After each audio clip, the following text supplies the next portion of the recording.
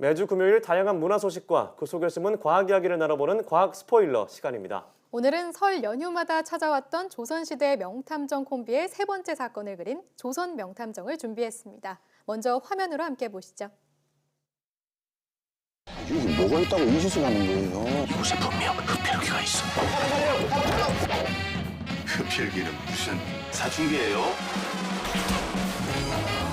워낙 기이한 사건이라 연쇄살인의 가능성은 배제할 수 없고 보통 처자는 아닌 것 같습니다. 난 기억을 잃었다. 자는 오늘 밤 이곳에 나타날 것이오. 시작해볼까?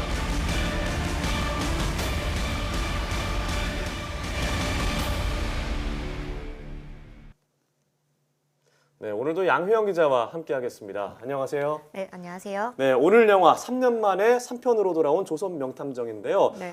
사실 저는 아직 1, 2편을 못 봤거든요. 네. 혹시 네. 보셨나요? 네, 저는 2편 사라진 노벨달 아. 편을 봤었어요. 네. 그때 이 뭔가 조선 시대에 이렇게 추리를 한다는 게 참 인상적이었던 기억이 납니다. 네. 그런데 사실 3편까지 나올 줄은 몰랐거든요. 네, 그렇죠. 최근에 시리즈물 중에서 나온 영화들이 별로 없고 그리고 또 그쵸. 조선 시대 이런 영화 네. 사극물에서 3편까지 나온 건 거의 처음 아닌가요? 네, 맞습니다. 네, 그리고 그 1, 뭐, 2편에 비교했을 때 이번 편은 이제 시사회에서 아마 다녀오셨을 것 같은데요. 네. 어땠나요? 네, 뭐 제가 시사회를 통해서 미리 봤습니다. 다음 주가 사실은 개봉인데요. 네. 우선 저는 1, 2편 사실 되게 재밌게 봐서 3편에 네. 대한 것을 조금 기대는 했는데요. 네. 과거에 1, 2편들이 좀 약간 탐정 쪽에 조금 더 치우쳐 있었다면 이번 3편은 약간 코믹물에 가깝다고 볼 수 있습니다. 근데 네. 앞서 제가 말씀드린 대로 저는 1, 2편을 아직 못 봤는데 3편만 봐도 뭐 큰 문제는 없나요? 네, 뭐 시리즈라고는 하지만 이전에 네. 이어졌던 내용들이 이어지진 않아요. 뭐 스타워즈 뭐 이런 편하고는 좀 달라서 네. 각각의 영화에 부제가 있는 것처럼 각각의 사건을 다루기 때문에 사실 앞에는 보진 않아도 되고요. 영화 앞뒤에 뭐 어떠한 내용들이 나오지도 않고 혹여 뭐 그 주인공 캐릭터에 대한 내용이 나온다고 하더라도 모두 대사로 이야기를 해주기 때문에 네. 이해하는 데는 좀 큰 어려움은 없을 거라고 봅니다. 그렇군요. 그럼 더 볼만할 것 같다는 생각이 드는데요.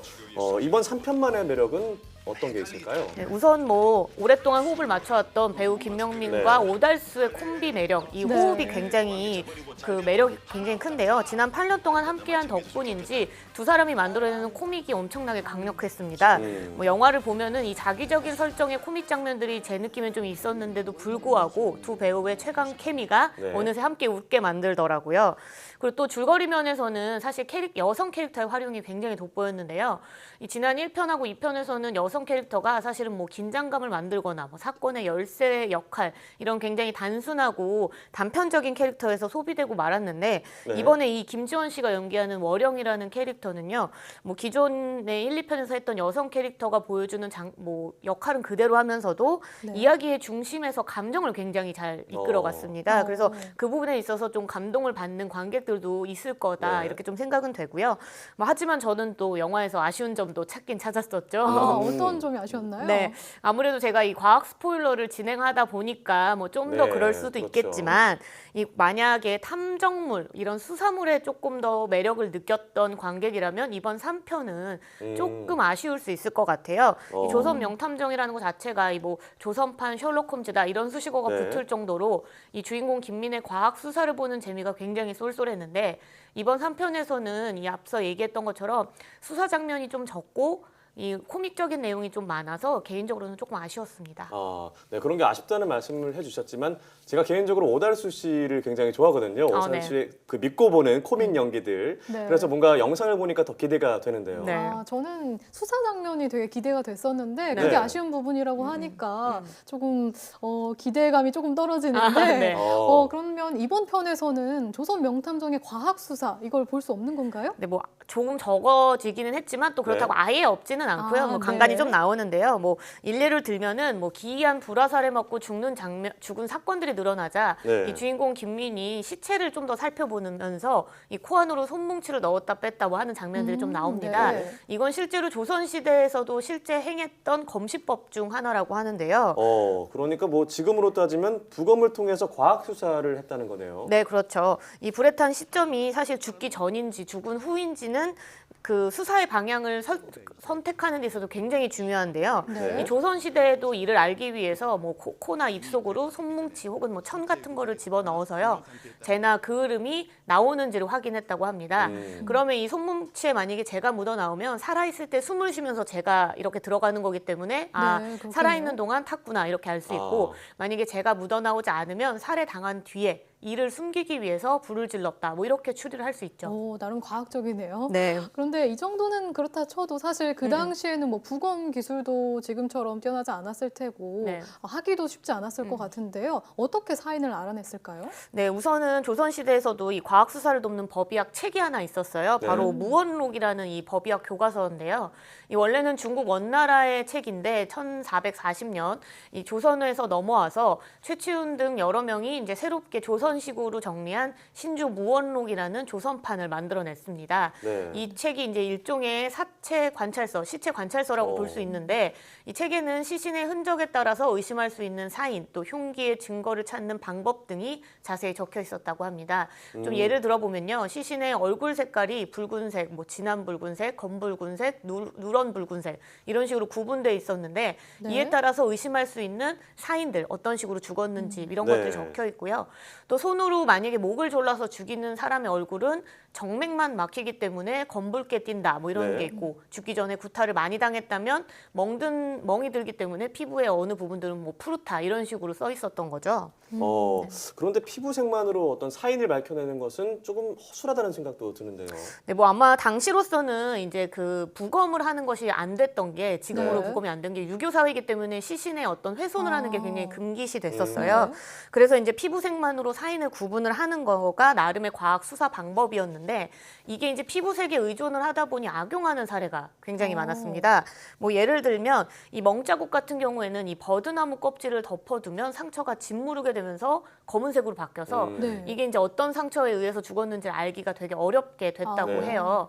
뭐 그래서 무원록에서는 이 검시를 할 때 모든 상처를 꼭 손으로 만져봐라. 그래서 상처가 의심되면 감초즙으로 닦아라 뭐 이런 얘기 써 있고요. 또 다른 거는 이 살인 흉기가 의심되는 도구는 식초를 넣어서 색의 변화를 확인해 보면 알 수 있다. 뭐 이런 것도 써 있다고 합니다. 네, 감초즙과 식초요. 이게 네. 과학적으로 좀 근거가 있는 건가요? 네, 뭐 그 아무래도 그 혈액 속에 단백질 성분이 있어요. 그래서 산과 만나면 응고하는 성분이 있거든요. 그러니까 그 식초 같은 게 혈액 속 안으로 들어가면은 응고가 되면서 색이 변하니까 네. 그 나오는 거라서 어떻게 보면 요즘 방식하고도 좀 맞닿은 거고요. 네. 또 조선시대에 왜 제일 많이 쓰는 게 은비녀나 아, 은수저 맞아요. 가지고 맞아요. 네. 독약물을 찾아내는 거잖아요. 네. 그거는 이제 원래 당시의 독약을 유황을 제일 많이 썼습니다. 비소 같은 것들을. 네. 그런 거는 은하고 만나면은 검은 막을 형성하기 때문에 이 색의 변화를 통해서 이게 독극물에 의한 독살이구나 이런 것들을 확인할 수 있었던 겁니다. 네, 그렇군요. 그리고 전 이 편을 봤을 때요. 조선시대표 이런 과학 수사도 재밌었지만 네. 그 주인공을 연기했던 김명민 씨, 네. 그 주인공 이름이 김민인가요? 네. 네. 그 김민이 자기가 직접 발명품을 만들어서 활용하는 게 참 인상 깊었거든요. 네. 어떤 게 좀 인상 깊었어요? 저는 그 예스러운 망원경도 기억이 나고요. 그리고 저 폭탄을 만들어서 도망갈 네. 때 사용을 해요. 이런 점이 좀 떠오르네요. 네, 맞습니다. 뭐 그거 말고 1편에서는요. 본인이 직접 나무로 네. 이렇게 깎아서 큐브 있죠. 네. 저희 이렇게 네네. 돌려 쓰는 거 그런 것들을 가지고 노는 장면도 나왔고요. 그리고 뭐 이제 그 라이터 대신을 해서 이런 네. 곰방대에다가 불을 붙이는 방식을 자기가 개발을 해서 이름을 네. 뭐 지포다 뭐 이런 식으로 붙여서 나오는 장면도 있었고 뭐 거중기를 만드는 장면도 네. 있었던 것처럼 굉장히 좀 그런 발명품들이 많이 나왔었습니다. 아주 코믹스럽게 이렇게 했군요. 네. 그러면 이번 3편에서 또 어떤 새로운 발명품이 있었나요? 네, 물론 나옵니다. 네. 한 번에 여러 발을 쏠 수 있는 활이 등장을 하는데요. 네. 저는 사실 이게 영화적 상상력으로 만든 활인 줄 알았더니 실제 알고 보니 순호궁이라는 당시에 존재했던 활이라고 합니다. 실제 있었던 네. 거군요. 이 순호궁은 한 손에 들 수 있게 만든 작은 쇠뇌라고 하는데요. 이 쇠뇌는 이 활틀 위에 목재 탄창을 만들고요. 네. 여기에 길이가 조금 짧은 그래서 화살을 여러 개 넣을 수 있는 곳에 오. 넣고 난 다음에 아. 활 사이를 당기면 한 번에 여러 발의 활이 쏘아지는 방식입니다. 한 번에 여러 발을 쏠 수 있는 장점이 있지만 정확성은 좀 떨어진다고 해요. 그래서 실제로 개발 초기 때부터 조준용으로 활용한 게 아니라 제압용으로 개발을 했다고 합니다. 지금 저렇게 연속으로 쏠 수가 있다는 거죠? 네네, 연속으로 쏠 수도 있고 뭐 개발하는 거에 따라서 여러 발도 한 번에 나가기도 하고요. 영화에서는 이 순우공이 등장하는 장면이 사실 좀 뒤쪽에 나와서 어떻게 말을 해야 되나 좀 걱정을 하긴 했었지만 지금 저희가 보여드리는 이 방송 장면에 나오는 순우공은 실제 진짜 조선시대 때 썼던 순우공이고요. 영화에 나오는 순우공 모양이 좀 다르니까 그걸 좀 비교해보면서 보는 재미도 좀 있지 않을까 싶습니다. 아, 이 부분도 이제 아껴두는 네, 장면이군요. 네. 그럼 지금 본 실제 순우공을 잘 기억해놨다가 네. 영화에서 비교해 봐야겠습니다. 네. 네. 그럼 여기서 영화 조선 명탐정 흡혈괴마의 비밀 이 3편에 대한 양 기자의 과학 팩트 점수는 몇 점일지 함께 확인해 볼까요? 영화 조선 명탐정 흡혈괴마의 비밀. 명탐정은 어디 가고 명콤비만 남았다. 네, 과학 팩트 별점 2개 반입니다. 네, 오늘은 3년 만에 돌아온 조선명탐정 3를 통해서 당시 과학 수사 기술과 그리고 전쟁에 활용됐던 무기들에 대한 과학 이야기를 나눠봤습니다. 약간 좀 무거울 수 있는 주제지만 좀 가볍게 봐도 되겠다는 생각이 들어서 네, 맞습니다. 이번에 꼭 봐야겠다는 생각이 듭니다. 오늘 말씀 고맙습니다.